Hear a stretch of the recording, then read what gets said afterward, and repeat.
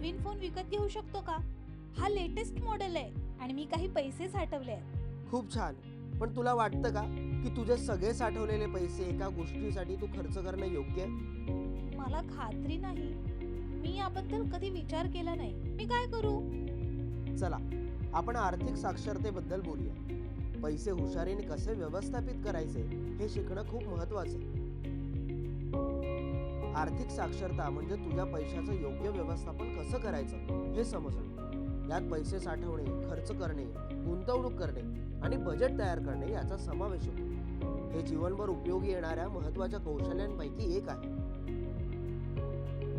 पैशांकडे एक साधन म्हणून बघ. इतर कोणत्याही साधनाप्रमाणे त्याचा योग्य वापर कसा करायचा हे जाणून घेणं गरजेचं आहे. अनेक लोकांना पैसे कसे हाताळायचे हे समजत नाही जोपर्यंत ते अडचणीत येत नाही, जसं की अचानक येणाऱ्या खर्चासाठी पुरेसे पैसे नसणे. तुला शिकायचं पहिलं महत्त्वाचं कौशल्य म्हणजे पैसे साठवण्याचं महत्त्व. सगळं लगेच खर्च करणं मोहक असतं, पण साठवणूक भविष्यासाठी तयार करायला मदत करते.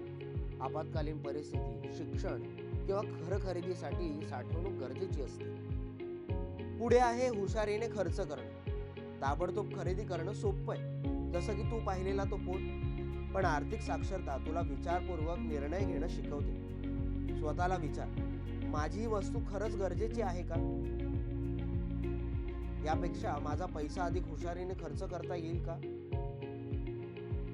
आर्थिक साक्षरतेचा मोठा भाग म्हणजे आर्थिक उद्दिष्ट ठरवणे. ही उद्दिष्ट अकाल्पनिक असू शकतात, जसं फोनसाठी बचत करणे, किंवा दीर्घकालीन, जसं गाडी, शिक्षण किंवा निवृत्तीसाठी बचत करणे. यासाठी योजना करणं आणि बजेटला पाळणं महत्त्वाचं आहे. माझ्या एका मित्राला कधीच पैसे कसे व्यवस्थापित करायचे हे शिकवलं गेलं नाही. त्याला चांगलं वेतन मिळायचं, पण तो त्यातली जास्त रक्कम गरज नसलेल्या वस्तूंवर खर्च करायचा. शेवटी तो कर्जबाजारी झाला आणि खूप महत्त्वाच्या गोष्टींसाठी पैसे साठवू शकला नाही. म्हणूनच हे कौशल्य लवकर शिकणं खूप महत्त्वाचं आहे. मला वाटतं मी थोडा वेळ थांबते आणि मोठे निर्णय घेण्याआधी आणखी बचत करते. छान निर्णय घेतलास.